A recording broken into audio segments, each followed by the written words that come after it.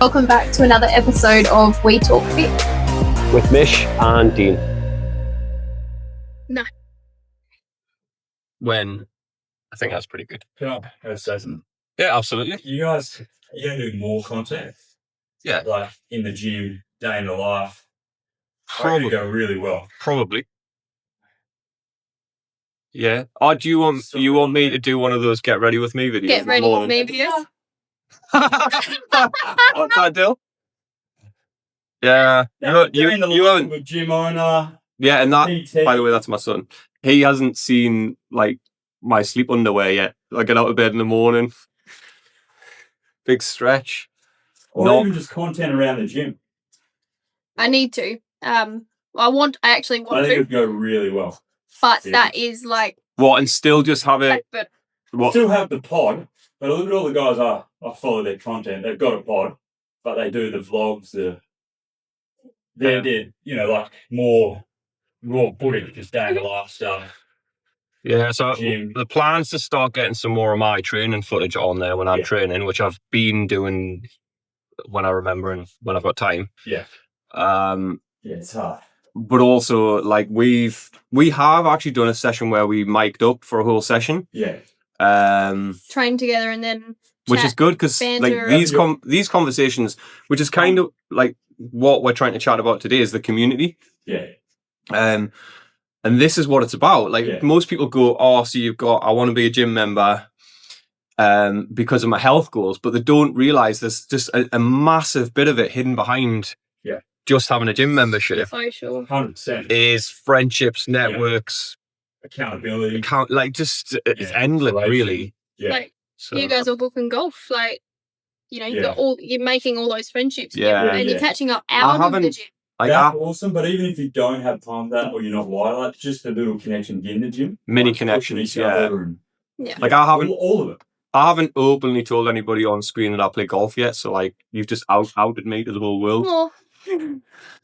And I use the words play golf like loosely. No, you're doing alright. Alright. Yeah. I can smoke a ball, but and just go that way. Just gotta find it. Pressure's on you to get the W next Friday if you've been playing 3 times a week. Yeah, probably. I'm fair with that. I don't mind pressure. Pressure makes diamonds, bro. Bro. What? Well, what? Go and see Dan. He's in the construction industry. He'll explain what that means. Okay, so on that note, anyway, for 2 bobs. Can we? Good. We want your 2 bobs worth, mate. Thanks, mate. We actually a few times have been asked to talk about not just the fitness side of the gym and that world and industry, but the community side of it. One of my good mates has asked us a couple of times, you really need to chat about or try and explain this whole other world that can happen when you become part of a community. It probably doesn't even have to be a gym. It could be any group where mutual enthusiasts. Yeah, like we different sporting clubs. Do anything together. Yeah. Yeah. But obviously this is our world, so we're going to kind of touch on that one. Yeah. So what, like, I guess, you've come from sport as well, so you would have had that. Oh, yeah. Like in team environments and things too. But what is like, I don't know, what is the gym community? Maybe it's on a personal level first. What does the gym community mean to you? Ooh. Go. Friendship, connection, just accountability as well. Because you get to know people and they keep you accountable. You see them every day. You train every day. You keep going. Like you just without having someone in particular keeping you accountable, a coach or a PT or anything like that. Like seeing other people in the gym, seeing them work out, training alongside them. Just having that beautiful connection, and you slowly along the way get to know them. You get to know their family. You chat. You might not have ever met their husband or their wife or their kids or whatever, but you get to know what they're doing, what sports they play, if it's their kids, or their wife might have a conference or something coming up or whatever. Yeah, You get to know this whole other world of people that you would otherwise never know, and you create that beautiful sort of connection. Yeah, it's really interesting how, like, obviously I'm quite fortunate in what I do day to day, that I have these little mini interactions with people, many of whom I didn't know before joined the gym, for instance, and then I'll see them go on this whole journey of, like, not even thinking about like weights as such, but just of confidence and of conversation. And like, obviously the reason that you're here and I'm here in this environment in particular is to try and nurture that. Yeah. Because that's why I think we're good at what we do. But you just see them going from like being very sheepish and not being able to, and that wouldn't happen, to try and bring it back to the community, if we hadn't created that community here. And it's like a extended family in a way. And it sounds so corny and cliche, but it really is. Like, I've got, the people here that I didn't know 2 or 3 years ago that look after my kids for us, or like we have their kids for the holidays or whatever, and we go on holidays together and stuff. And those connections, like what you're talking about, that you make with these people, it's a pretty privileged position to be in. It's very special. But yeah, to see some of the people, like I say, that are very tentative and nervous, go on these journeys, and they don't realize it because they're obviously very anxious and sort of analyzing what they're doing and understandably nervous. And then all of a sudden, I might come in here and see them talking to someone on the treadmill about the day at work or the week at work or whatever it might be. And you're sort of like, let's win number one. And been watching that literally in the last probably month or so. Exactly that. Come in shy, not sort of chatting to anyone, and then you sort of slowly watch them create that community that we've created in here. Yeah. They join the community and get to know other members, and you're watching all that happen. Yeah, it's beautiful to watch, actually. I just feel really fortunate that I get to, like, and I try, within reason. Obviously, I step across the lines from time to time, but we all do. But I try and, I'll hear something happening and I'll nip into that conversation a little bit, and I'll tie it to these people that are talking over here. And I do try to, like, integrate everyone together, because that helps. Yeah. That helps the business as well. But it's just done from a friendly community point of view more than anything. Yeah.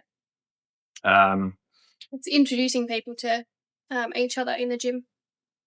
But like you mentioned accountability as well. That we've got people that might have even been really experienced with training and just hadn't for a while, and come back into it, and all of a sudden, now that when did we first meet each other? It's because we were stupid enough to both train at 4 o'clock in the morning every day, right? And there's only a certain group of, I nearly said a word that you can't use anymore, that would train at that time in the morning. Yes. And then look at the connection so we're very close family friends now, and we work together, and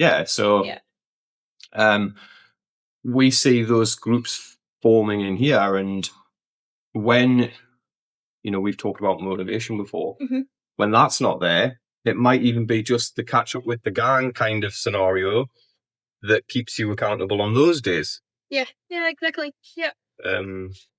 So it's we talk a lot about progress and programs and tracking, but being part of that family side of stuff, that gym family or fitness family, the social side, is a huge thing. Yeah. I haven't looked into the business kind of numbers side of it, but obviously that was a huge component in why CrossFit became such a big thing, and it still is, obviously. Yeah. It's not like our world, but you very much feel like, I am a CrossFit athlete. This is a CrossFit athlete. And you're part of that group. But you become a part of that community. Yeah. Which is the same. So when I said that sporting clubs and stuff, it was the same when you used to play a bit of sport. You go to your club, you'd have all your teams, then you'd have your team dinners. So you'd be in charge of what did we do one time? It was like a Greek lamb slow cooker meal, and we'd go in the kitchen, cook everything up. We all catch up together and help with the club and cooking for every other team. They come in and buy their meal for the night or whatever. Yeah. And then you've got that. There's a whole community in there that you're doing that with the sporting. Yeah. It's the same, very similar vibe aspect to what we get here or what you get in gym.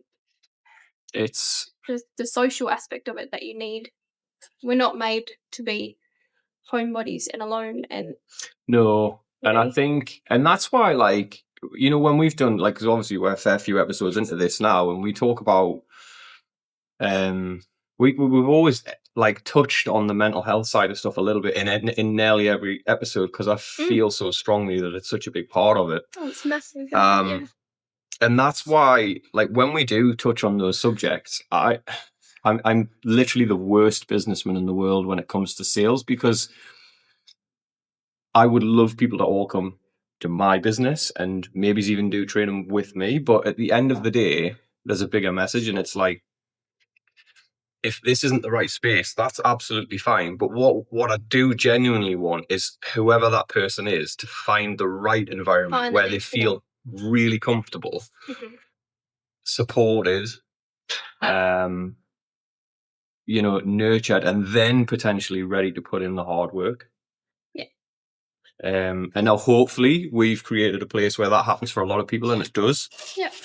And I've got so many like testimonials and conversations I have every day about, remember this, and yeah. But that's kind of why I keep going, if it's not this type of gym or personal training or whatever, find somewhere where you feel comfortable and not judged. It's something that you enjoy. Yeah. Could be a sport, a hobby, or whatever. Yeah. It doesn't have to be, this is just our world, so we know it. Yeah. Yeah. No, I can agree with that one. And I do exactly the same thing. I've had people try and come into the gym and they want to get into it, and they're like, oh, it's actually not for me. And that's fine, absolutely. Like, yeah. They are used to and have done, say, group fitness, or might be cycle classes and they feel really good after that, or just swimming. Catch you later, mate. See ya. See you, buddy. See ya. Or it could be, a sport or whatever it is. So they slowly go back to that, because that's what they know, that's what they love, and that's the vibe that they enjoy. And I'm exactly the same as you. If that's gonna get them moving and get them towards their goals, then I'm not gonna go, no, you should be here at the gym, you should be training. Like, yeah, they're doing a type of training, but it's one that they love, and it's gonna keep them going and keep them happy.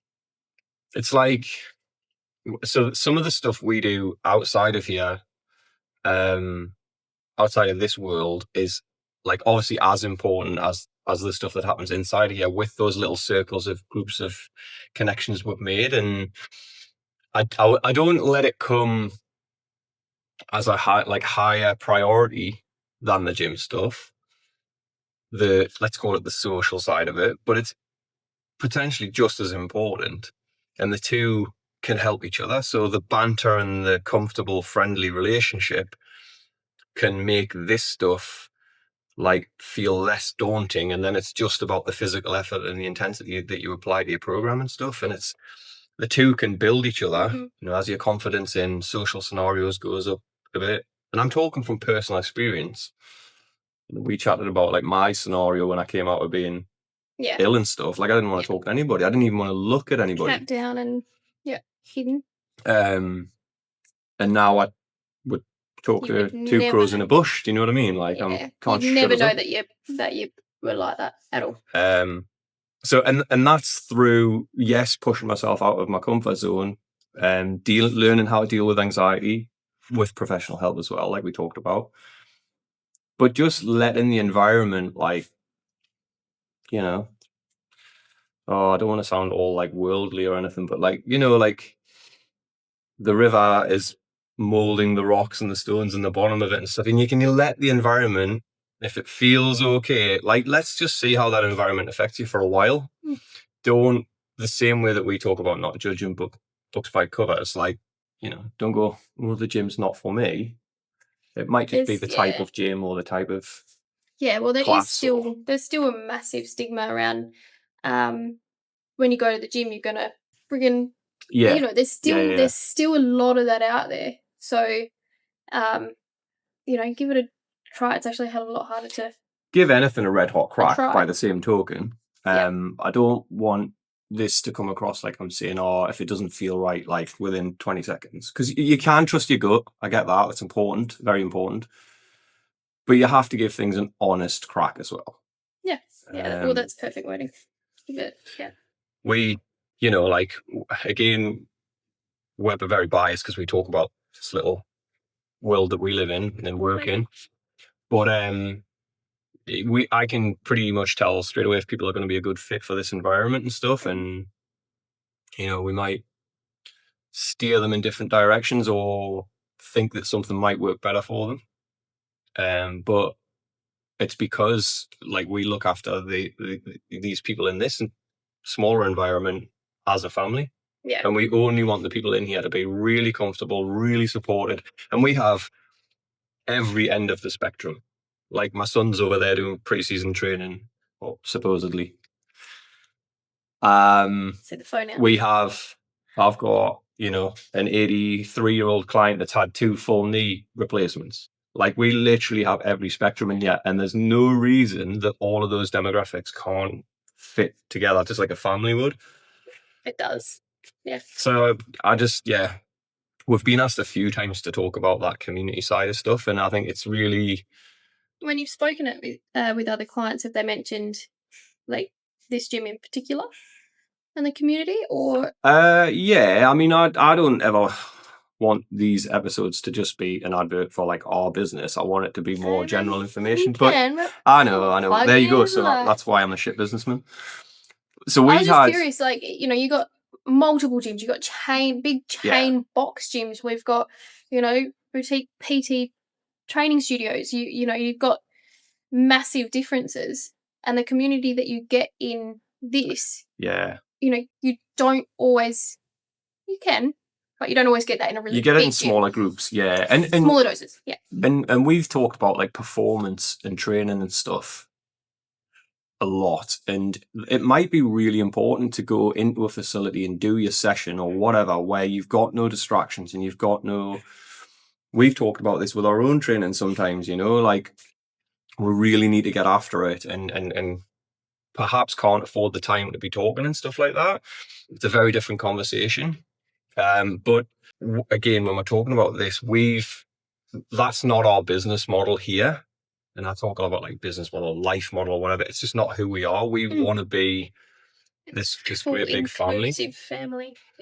And it's just, like, so wonderful, like, some of the connections that we've got with different people and the relationships that they've built with each other. And I can only imagine, looking into the wider world, that would be happening at all different similar type scenarios. Yeah. So that's what I'm getting at, is, like, if one person watches this and goes, I'm not sure about joining a gym, getting out there, like, do a little bit of research, find some good recommendations. Like, reach out. Google's brilliant. Yeah. Depends on what scale you're looking, of course, but, like, ask AI to go through the local suburban gyms for you and figure out which is the best fit for you. Take an educated guess and then just take a punt on it. Give it a crack. You'll know straight away if the people in the class with you, or the trainer, or the owner, or the business owner, or whatever, is listening and coming from a genuine place. And it could be that you're looking for people with similar skill sets. It could be similar mindsets. It could be similar, like, injury, whatever. Like, find some sort of connections. I suppose in a way it's a bit like speed dating in a way. Kind of, in a lot of gyms. Like, you want some sort of spark, but trust it for a little while to give it a go. Yeah.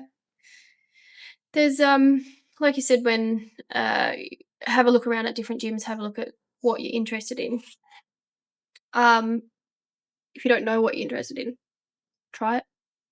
Well, if you've got no experience at all, I mean, I'm never going to send you to go and do an Olympic weightlifting course if you've never been in a gym before, because that's more from the health point of view. But certainly try different things. Try it, find the one that you like, and then go from there. But like when you talk community as well, it's very easy to reach out to people everyone who's in a gym community that I know of, never met not anyone who is not like this, but you ask them a question, they're going to answer. Everyone is very much like your community. You reach out to someone and they're going to give you honest feedback if you want to ask them a question about a trainer or about a gym that they attend or classes that they attend. Because generally you'll see people tagged in different groups, businesses, trainers, whatever. And when you ask them, they'll give you some feedback. They'll give you some honest reviews on them, and then you can take that sort of educated guess, going, that trainer or that gym has the facilities that I want. They have they've been working with clients similar needs to me. I'll go I'll reach out to them. Like, you've got that. But you won't know if you don't take those steps. You know, it's again like even on the personal training front, like we can help people with what they want to do, but if they're not going to put in that initial effort, and it's the same about finding a gym, finding a space that works for you. Yeah, like when I first started training, I remember actually, well, not first started training, but a little bit later, I was still learning how to move around the gym, what to do, what exercises to do. I remember asking a gentleman to film one of my exercises because I had no idea what it looked like. Tripods in a gym were not a thing. And he was ex bodybuilder, solid guy, and I was like, hey, like super embarrassed, tiny little thing I am. Like, can you film my set, please? And he's like, yeah, no worries. Like, everyone needs to know That's a pretty bold move. Like, everyone needs to know how to train and how to move the right muscles. Here you go, like, no dramas. And he was so kind and so helpful. Yeah. You know, that stigma that I was saying with different gyms and your community, it's a supportive community. It's not. There's never any judgment. Like, if there is, it's very rare. Yeah, like I've kind of taken it on a personal responsibility journey where I almost try and find demographics that wouldn't normally talk to each other and try and create some mutual understanding. Yeah. Like, so we might have like a teenage boy that might be doing something for, I don't know, like I don't want to always go back to pre-season training for footy. You do a bit of that. So. But you might then have an old guy that's come back from, I don't know, a knee operation or something, and like they wouldn't normally talk to each other. Certainly wouldn't talk to each other on the street. Not that all old guys are miserable and all teenage boys are shits, but quite often that might be the case, and understandably they don't want to talk to each other. But like, you could literally just find something that they're both in the same place. They're both looking after their bodies. They're both taking action on that. Then you might find, oh, hold on a minute, that person actually has some wisdom for that person. When you're talking about footy for the young boy, you know, the older gentleman might have played football and then they've got that to talk about, and they would never have known the footy connection or And it's as much about, so it's trying to link people up, like, because that's what a community should be about, right? Lifting others up and supporting others and holding them up there when they're struggling to stay there. But also, like you say, the bit I was on about with the personal journey and like I'm determined to win the battle is like the stigma around certain gym users or gym goers, for instance. You know, you might see someone that is actually going to compete and go on stage and is really conscious of the aesthetic side of training, resistance training, for instance, because that's how they're going to be judged. When they step on stage, if it's a bodybuilding competition, they are going to be judged on how they look. So for them to be being as proactive as they possibly can be, they are going to be looking in the mirrors, they are going to be flexing, they are going to be doing all of those things that some people, including me at times, might go, oh, for God's sake. Yeah. But we're in a fortunate position that we can sit in the middle of those two things and actually explain some of that stuff to the other person that doesn't know that world. Yeah. And all of a sudden, like I've had, like even in this small space, we've had people where they've like then gone, oh, how did such and such go with and they suddenly become invested in their journey over there because they've seen the flexing in the mirror, or they've seen the lifts that they're doing and stuff. And I think that's a really interesting part of a real community, an honest community, is that it's not always the same goal, but everybody's of equal value. Yep. Lifting each other up all the time as well. Invested in their journey as much as they are in their own journey. And then, like, I've got obviously my own like personal little vendettas against the fitness industry, and like that example you gave of you as a bit more of a, how would you put it, like nervous gym goer, I guess. I was novice. Yeah, nervous and novice. Approaching like Jack Dude or something. Yeah, that's really important. And also, it probably doesn't get talked about perhaps enough. It's like a guy being able to go up to a strong, athletic-looking female and actually talk to them about, can I use that machine after you're finished? Or hey, are you finished with that handle? Or because unfortunately, some of what we're living, like a guy approaching, and it should be the same for either sex and all that, but unfortunately, it doesn't always work that way. They can be made to feel uncomfortable in the presence of that. And that guy or girl or whatever should be just as comfortable to have to ask a question and be honest if they need to be. And that's also an important part of what I try and do. Yeah. Is soften those conversations, and then people go, oh, actually, if I'm just honest and polite, most things are going to be okay. Yeah. Most. Yeah. Don't let the intrusive thoughts out. Yeah. But we had